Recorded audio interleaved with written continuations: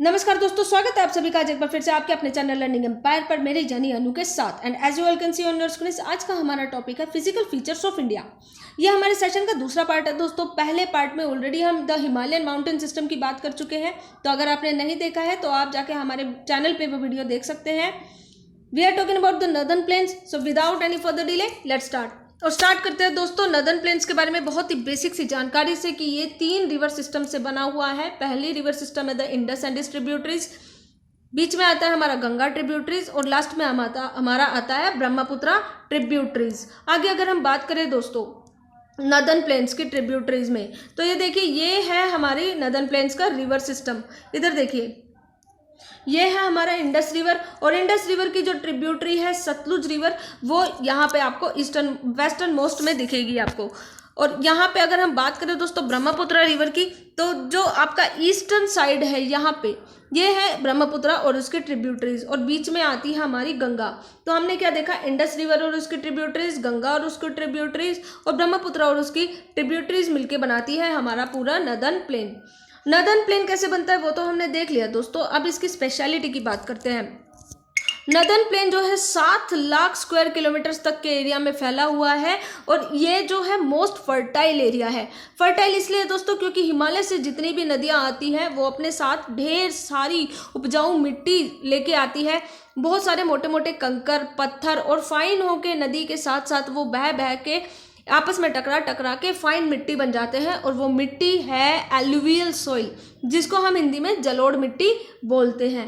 ठीक है, तो नॉर्दर्न प्लेन जैसा मैंने आपको बताया 7 लाख स्क्वायर किलोमीटर्स में फैला हुआ है, और ये डेंसली पॉपुलेटेड एरिया है।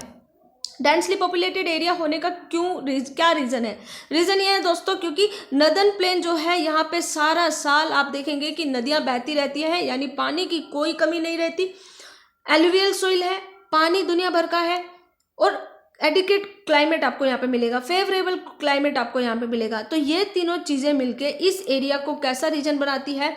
एग्रीकल्चरल प्रोन एरिया यहाँ पे इस एरिया को बनाती है। तो जब यहाँ पे बहुत ज़्यादा इंटेंस एग्रीकल्चर होती है, यहाँ पे यानी कि गहन खेती होती है, तो जिस एरिया में बहुत ज़्यादा खेती होती है दोस्तों वहाँ पे आपको पॉपुलेशन डेंसिटी बहुत ज़्यादा मिलेगी। इसलिए यहाँ पे जो एरिया है वहाँ पे आने वाले स्टेट्स जैसे आपका हो गया पंजाब हो गया, उत्तराखंड हो गया, आपका यूपी हो गया, हरियाणा हो गया, बिहार हो गया, तो ये सारे जो डेंसली पॉपुलेटेड एरिया हैं वो आपको नॉर्दर्न प्लेन्स में दिखाई देंगे। ये जो नॉर्दर्न प्लेन्स है दोस्तों 2400 किलोमीटर लंबा है और 240 से 320 किलोमीटर तक चौड़ा है। और जैसे कि मैंने आपको बताया यहाँ पे पानी की सप्लाई सारा साल बनी रहती है, रिच सॉइल है, एलुवियल सॉइल है, और फेवरेबल क्लाइमेट है। इन तीनों ही चीज़ों की वजह से नॉर्दर्न प्लेन जो है एग्रीकल्चरली एक बहुत ही ज़्यादा प्रोडक्टिव पार्ट ऑफ इंडिया बन जाता है। फर्दर अगर हम बात करें दोस्तों नॉर्दर्न प्लेन्स को कितने पार्ट्स में डिवाइड किया जा सकता है, तो 4 एरियाज में मिट्टी के आधार पर इसको डिवाइड किया जा सकता है, भाबर, तेराई, बांगर एंड खादर। तो हम सबसे पहले दोस्तों देखेंगे हम भाबर रीजन के बारे में। तो चलिए देखते हैं। होता क्या है दोस्तों कि शिवालिक रेंज से, ये आपकी हिमालय की 3rd मोस्ट लेयर है, ये है शिवालिक रेंज। शिवालिक रेंज से जब पानी नीचे बहता है, यानी कि नदियाँ जब नीचे आती है, तो ग्रेविटी की वजह से बहुत सारे मोटे मोटे कंकर, मोटे मोटे पत्थरों को वो अपने साथ लेके आ जाती है। नदियों में बहुत ज़्यादा मोटे कंकर और पत्थर होते हैं, और ये जो नदी है इन कंकर और पत्थरों को कहाँ पे बिछा देती है? 10 से 16 किलोमीटर की, यानी कि 10 से 16 किलोमीटर की एक चौड़ी बेल्ट होती है। उस बेल्ट में नदियां इन मोटे मोटे कंकर और पत्थरों को बिछा देती है, क्योंकि ग्रेविटी बहुत ज़्यादा होती है दोस्तों। ग्रेविटेशनल फोर्स की वजह से नदी जो है इन कंकरों को अपने साथ फर्दर नीचे नहीं लेके जा सकती। तो क्या होता है कि इस बेल्ट में आपको 10 से 16 किलोमीटर की जो शिवालिक से नीचे उतरते ही बेल्ट मिलेगी, उसमें आपको मोटे मोटे कंकर और पत्थर दिखाई देंगे, बालू भी दिखाई देगी। नदियाँ जो है दोस्तों इन कंकर और पत्थरों के बीच में से बहती है, तो इसलिए कभी कभी ऐसा लगता है कि नदियाँ इस एरिया में जो है गुम हो जाती है, मतलब इनविजिबल हो जाती है। वो इसलिए है क्योंकि दोस्तों ये जो एरिया है इसमें बहुत मोटे मोटे पत्थर होते हैं, और उनके अंदर इतनी कैपेसिटी होती है कि पूरे नदी के पानी को वो अपने अंदर छुपा लेते हैं। तो इसीलिए दोस्तों जो भाबर रीजन होता है, ऐसा लगता है कि उस रीजन में नदियाँ जो है गायब हो जाती है। जब नदियाँ इस रीजन में गायब हो जाती हैं तो जो नदियाँ का पानी साउथवर्ड आगे बहता है तो साउथ में हमें दोबारा से ये पानी दिखाई देने लगता है। और जब नदियों का ये पानी वापस हमें दिखाई देने लगता है तो उसका एक क्लियर ये इंडिकेशन होता है कि वहाँ पे तेराई रीजन शुरू हो गया है। तेराई रीजन में क्या होता है दोस्तों, तेराई रीजन एक 20 से 30 किलोमीटर की एक मोटी बेल्ट होती है। यहाँ पे आपको कंपैरेटिवली छोटे पत्थर मिलेंगे। भाबर रीजन में आपको बहुत मोटे पत्थर मिलेंगे, लेकिन तेराई रीजन में आपको छोटे पत्थर मिलेंगे। और ये पत्थर नदी के साथ इसलिए आ जाते हैं क्योंकि ये छोटे छोटे पत्थर होते हैं और ग्रेविटेशनल फोर्स की वजह से और खुद पानी के प्रवाह की वजह से नदियाँ जो है इन छोटे पत्थरों को अपने साथ ले आती हैं। जब ये छोटे पत्थर और आगे बढ़ते हैं दोस्तों तो एक दूसरे से टकरा टकरा के ये छोटे पत्थर जो है आगे आ जाते हैं और आगे जो है हमें दिखता है हमारा कौन सा रीजन, भाबर रीजन, बांगर रीजन। कौन सा रीजन दिखता है हमारा, बांगर रीजन। बांगर रीजन की स्पेशलिटी ये है दोस्तों कि यहाँ पे नदी जो है मेन है, स्पेशल पार्ट है नदी का, और ये है आपका फ्लड प्लेन एरिया। कौन सा, फ्लड प्रोन एरिया है, फ्लड प्लेन है ये आपका। तो फ्लड प्लेन जहाँ पे ख़त्म होता है वहाँ पे आता है आपका बांगर रीजन। बांगर रीजन में क्या होता है दोस्तों कि मिट्टी जो है बहुत कम इसमें कंकर होते हैं, वरना बहुत फाइन मिट्टी होती है, एलुवियल सोइल होती है यहाँ पे, ठीक है। और ये एलुवियल कैसी होती है, बांगर रीजन में आपको ओल्ड एलुवियल दिखाई देगी। कैसी एलुवियल दिखाई देगी, ओल्ड। क्यों, क्योंकि इसका एक रीज़न ये है दोस्तों कि जब नदियाँ होती है, नदी में जब बाढ़ आती है दोस्तों तो बाढ़ का पानी जो है इस रीजन में नहीं पहुंच पाता। कौन से वाले रीजन में, बांगर रीजन में नदी का पानी नहीं पहुंच पाता, वो इसी एरिया तक सीमित रह जाता है। और इस एरिया में जो है आपको नई मिट्टी हमेशा हर साल दिखाई देगी। जबकि बांगर रीजन में क्योंकि दोस्तों पानी हर साल नहीं आ पाता है तो इसलिए बांगर रीजन में आपको ओल्ड एलुवियल ही दिखाई देगी। तो ये था बहुत मोटे मोटे तौर पे हमारा नदी सिस्टम। इसको आगे पढ़ते हैं दोस्तों। सबसे पहले बात करते हैं भाबर रीजन की। तो भाबर जो है यहाँ पे लिखा हुआ है the rivers after descending from the mountains deposit pebbles.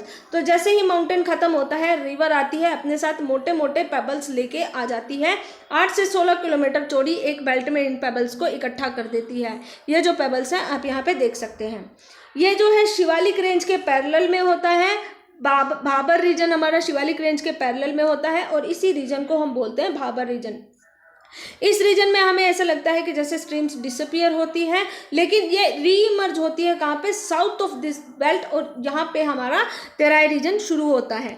Bhabar के बारे में एक स्पेशल बात मैं ये बता दूं दोस्तों, क्योंकि यहाँ पे इतने मोटे मोटे आपको पत्थर मिलेंगे तो इसलिए इस एरिया में एग्रीकल्चर करना पॉसिबल नहीं होता है, ठीक है। तो प्रैक्टिकली देखा जाए तो इट इज़ नॉट पॉसिबल। तो this is what our Bhabar region is. आगे अगर हम बात करें दोस्तों भाबर के बाद तेराई रीजन की, तो तेराई रीजन में आप देख सकते हैं कि दलदली मिट्टी शुरू हो जाती है। कैसी मिट्टी शुरू हो जाती है, दलदली। अब दलदली मिट्टी जहाँ पे होती है वहाँ पे पानी बहुत ज़्यादा होता है। नदियाँ यहाँ पे रीमर्ज होती हैं, मोटे मोटे पत्थर नहीं होते, बहुत छोटे छोटे से पत्थर हमें यहाँ पे दिखेंगे।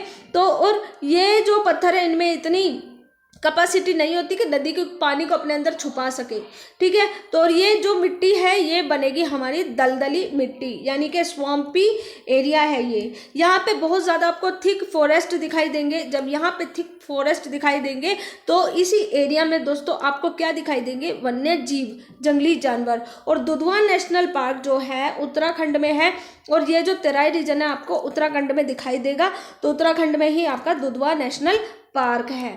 तो हमने क्या पढ़ा दोस्तों, तेराई रीजन वेट और स्वाम्पी रीजन होता है, और क्योंकि इसमें पानी बहुत ज़्यादा होता है तो ये उन फसलों के लिए बहुत अच्छा होता है जिनको पानी की बहुत ज़्यादा ज़रूरत होती है। जैसे आपका हो गया शुगर केन, जैसे गन्ना हो गया, या वीट यानी आपका गेहूँ हो गया, राइस हो गया, या इसी तरीके की, या कॉटन हो गया। तो इस तरीके जो फसलें हैं वो आपको तेराई रीजन में उगने के लिए एडुकेट रीजन है, ठीक है। आगे तेराई से आगे आता है आपका भांगर एरिया। भांगर एरिया जैसे मैंने आपको बताया दोस्तों कि ये नदी है, ये आपका नदी है, नदी ये है आपकी नदी, और ये भी आपका मिट्टी है। नदी का फ्लड प्लेन का एरिया इतना है, नदी का जो पानी आएगा तो वो इतने एरिया में बाढ़ लेके आएगा। ठीक है। और जो पीछे का एरिया होगा उसमें बाढ़ नहीं आएगी। कौन से वाले एरिया में बाढ़ नहीं आएगी? इस वाले एरिया में बाढ़ नहीं आएगी। तो जिस एरिया में बाढ़ आती है दोस्तों, उस एरिया में हर साल नई मिट्टी नदी अपने साथ छोड़ के चली जाती है। लेकिन जिस एरिया में बाढ़ नहीं आती वहाँ पे नई मिट्टी भी नहीं आती। तो जिस एरिया में बाढ़ नहीं आई वो एरिया बनेगा भांगर, और जिस एरिया में बाढ़ आई है वो बनेगा हमारा खादर एरिया। ठीक है। तो भांगर के बारे में पढ़ते हैं सबसे पहले। तो हमें पता है यहाँ पे ओल्डर एल्यूवियल सोइल हमें मिलती है। ठीक है। और ये क्या है? रिवर्स नदी बाढ़ के मैदान के ऊपर स्थित है और ये सीढ़ीदार विशेषता पेश करता है, जैसा मैंने आपको अभी बताया कि आपका भांगर है और यहाँ से आपकी नदी शुरू हो रही है, ये रही, और ये बाढ़ के मैदान है, और इसके बिल्कुल ऊपर जो है ये आपका भांगर है। तो हम कहते हैं कि भांगर जो है बाढ़ के मैदानों के ऊपर स्थित होता है और यह सीढ़ीदार विशेषता पेश करता है, और इस पार्ट को भांगर कहा जाता है। और the soil in this reason contains कंकर। ज़्यादा मोटे कंकर नहीं होते, पतले पतले से कंकर होते हैं, वो होता है आपका भांगर। फर्दर अगर हम आगे जाएं दोस्तों तो फ्लड प्लेन में आ जाते हैं, और जब हम रिवर के फ्लड प्लेन में एंटर करते हैं तो वहाँ पे हमें दिखाई देती है खादर मिट्टी। खादर को हमने देखा है कि जैसे बाढ़ आती है तो बाढ़ अपने साथ नई मिट्टी हर साल लेके आती है, तो न्यू एलुवियल डिपॉजिट आपको दिखाई देंगे। बेहद अच्छी मिट्टी है ये कल्टीवेशन के लिए, लेकिन ये रिवर के बाढ़ वाले एरिया में, फ्लड प्लेन्स वाले एरिया में आपको दिखाई देगी। ये जो नदियां हैं अपने साथ हर साल बाढ़ लेके आती है, बाढ़ में हर साल ये अपने साथ मिट्टी लेके आती है। तो खादर जो है हर साल नई नई मिट्टी से बनता है, और खादर में जो है इंटेंसिव एग्रीकल्चर के लिए ये वाली मिट्टी बहुत ज़्यादा अच्छी होती है। सो आई होप दोस्तों आपको आज का सेशन पसंद आया होगा। कल हम बात करेंगे पेनिनसुलर प्लेटू के बारे में। So to be continue tomorrow, and most importantly stay home, stay safe, God bless you all. Jai Hind.